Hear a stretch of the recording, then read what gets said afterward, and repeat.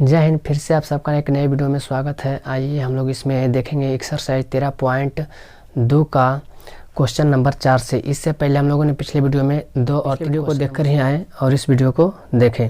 इसमें question number 4 बोल रहा है कि किसी समलंब चतुर्भुज का क्षेत्रफल 200 मीटर स्क्वायर है और इसकी ऊंचाई 8 मीटर है।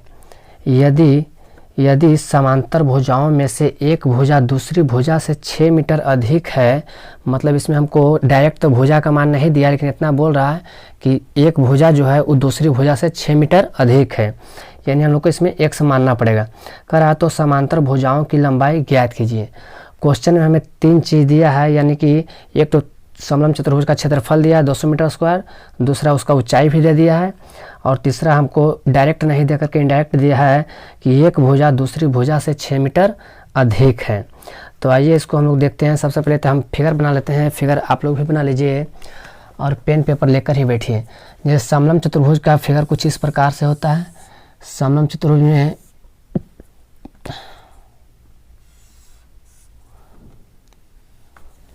इसमें दो भुजा आपस में पैरेलल होते हैं। पैरेलल मीन कि कहीं भी एक दूसरे को काट नहीं सकते, कितना दूर भी आगे बढ़े काट नहीं सकते। जबकि दो भुजा असमांतर होते हैं। असमांतर यानी कि कहीं ना कहीं ये कट जाएंगे।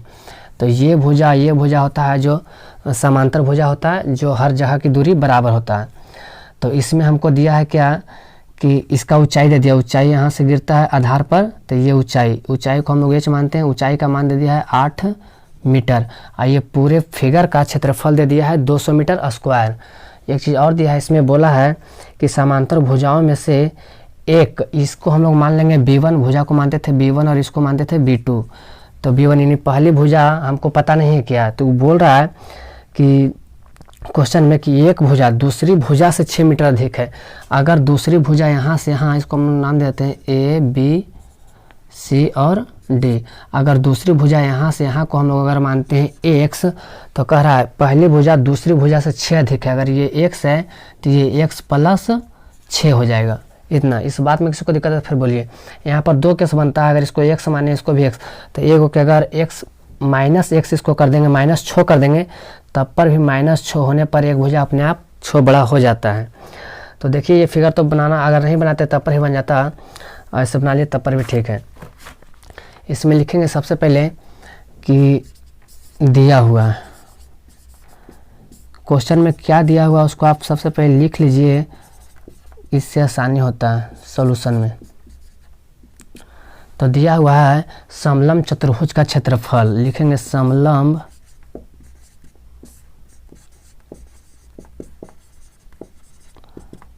(200 मीटर स्क्वायर). क्षेत्रफल हमेशा स्क्वायर में ही होता है, सेंटीमीटर है तो सेंटीमीटर स्क्वायर, मीटर है तो मीटर स्क्वायर। उसके बाद दिया है इसका ऊंचाई, तो लिखेंगे ऊंचाई बराबर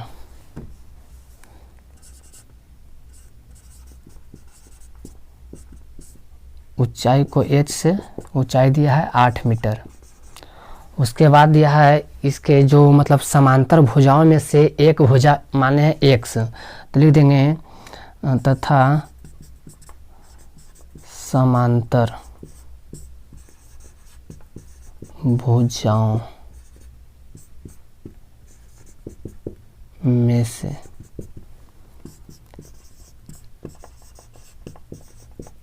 एक भुजा x मान लेंगे, चाहे तो इसको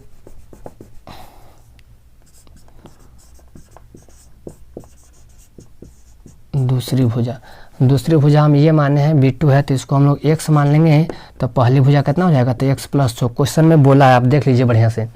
इतना मतलब ये क्वेश्चन में इतना दिया हुआ है। इतना अगर दिया हुआ है तो हमसे पूछा क्या है, तो ये भुजा और ये भुजा दोनों का जो परफेक्ट जो मान है, कुछ ना कुछ तो अंक होगा, वही मान हमसे पूछा है। तो हमको जिस चीज़ का मान दिया हुआ है समलंब चतुर्भुज का क्षेत्रफल, इसी का फार्मूला हम लोग लगा देंगे। यहाँ लिखेंगे अब सूत्र से, चाहे तो डायरेक्ट सूत्र लिखेंगे, अब समलंब चतुर्भुज का क्षेत्रफल बराबर, समलंब चतुर्भुज का क्षेत्रफल बराबर एगो फार्मूला होता है जो आपको लिखाए हैं फर्स्ट नंबर वीडियो में ही, कि 1/2 गुने समांतर भुजाओं का योग, यानी B2 और B1 प्लस B2, ये समांतर भुजाओं का योग, और गुने में h। पिछले वीडियो में हमने जो सीखा था उसमें एच का मान नहीं दिया हुआ था, उसमें हम लोग ने हीरोन का सूत्र यूज करके एच का मान निकाले थे। लेकिन यहाँ उससे आसान क्वेश्चन है क्योंकि यहाँ एच दिया हुआ है पहले से। तो समलम चतुर्भुज का क्षेत्रफल, समलम चतुर्भुज का क्षेत्रफल दिया हुआ है 200 मीटर स्क्वायर। तो यहाँ लिख देंगे 200 मीटर और स्क्वायर, मीटर नहीं भी लिख सकते तब पर भी चलेगा। और यहाँ पर देखिए तो कुछ समीकरण टाइप के बन गया। तो इससे पहले हम लोग या लिखकर चलेंगे। यहाँ पर 1/2 गुने b1 का मान कितना है तो x प्लस सी, x प्लस 6 प्लस b2 का मान कितना है तो x इंटू ऊंचाई का मान कितना है तो 8। ये सब गौर से हर बात को सुनिएगा तो बिल्कुल आसान से समझ में आएगा। यहाँ के बाद हम लोग यहाँ चलते हैं, लिखेंगे या 200 मीटर है तो 200 मीटर स्क्वायर बराबर में 1/2 गुने कोष्ठ के भीतर का काम होगा तो एक x और एक x दोनों एक जाती है तो एक साथ जुड़ेगा तो एक और एक 2x और प्लस में 6 तो 2x और प्लस में 6 इतना हो गया और गुने में 8। अब ये जो 8 है ये अंदर के लिए दोनों के लिए या तो आप चाहें तो इधर 8 गुना में इधर भागा में आ सकता है, ऐसे भी हो सकता है, या तो आप चाहें तो इसको अंदर में भी गुना कर सकते हैं, जैसे आपको इच्छा हो सके। ये इधर भागा में तो ये इधर 1/2 इधर भागा में है एक का तो ये पट्टी गुना में आ जाएगा। तो इसको लिख कर आते हैं, इसको 200 गुने 2, ये 8 गुना में तो ये 8 इधर भागा में आ जाएगा, इसको 8 बराबर के उस साइड बचेगा क्या तो 2x प्लस 6। उसके बाद देखिए जो कटता है उसको काट दीजिए, 2 से काटेंगे ये तो 4 मरतबे कट जाएगा और 4 से 4 पचे 20, 1 शून्य बच गया तो उसको लिखेंगे 1 शून्य के 1 शून्य, यानी यहाँ पर क्या बच गया तो 50 और बराबर में पटी 2x प्लस 6। उसके बाद हमको मान निकालना है यहाँ पर x का, ये भी ध्यान में रखना है कि हमको मान निकालना है x का। अगर x का मान निकल गया तो दूसरी भुजा का मान भी आ जाएगा और x का मान यहाँ जोड़ देंगे x में तो ये पहली भुजा का मान आ जाएगा।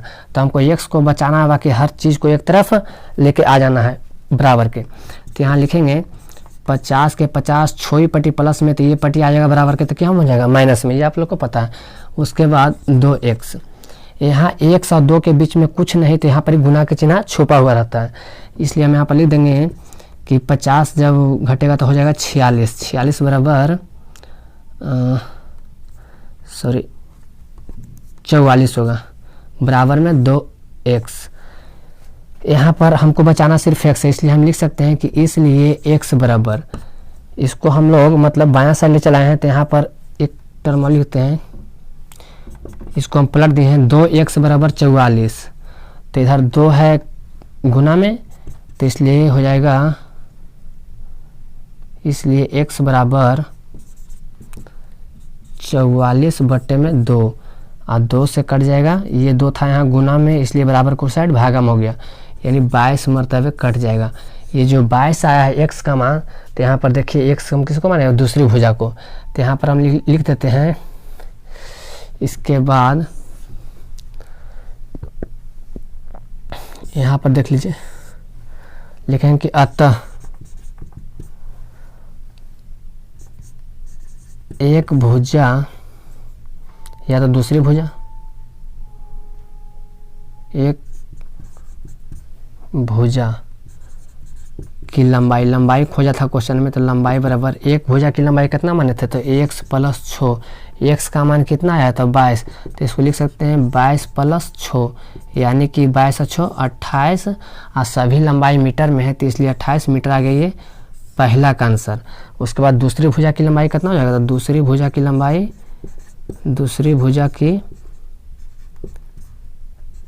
लंबाई माने है x और x का मान क्या आया है तो x का मान आया है 22, यानी 22 मीटर। तो देखिए तो दूसरी भुजा से 6 मीटर अधिक है कि नहीं ये पहली भुजा, यही क्वेश्चन में बोला था।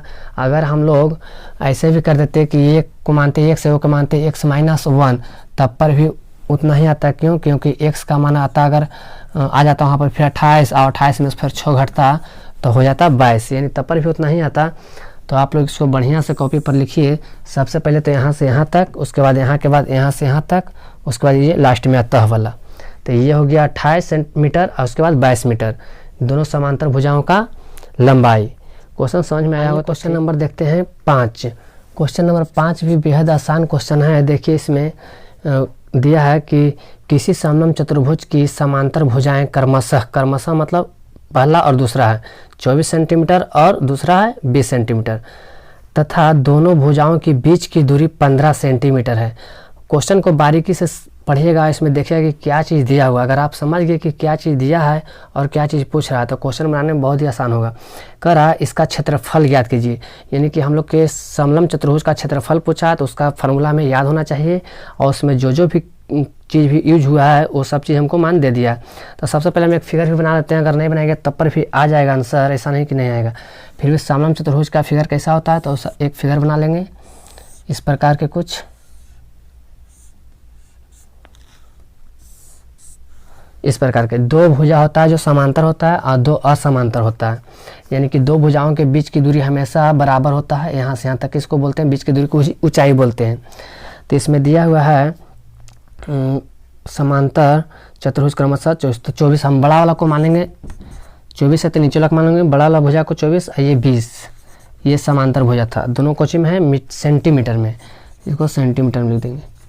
उसके बाद इसमें हम लोग इसको A, B, C और D नाम दे सकते हैं।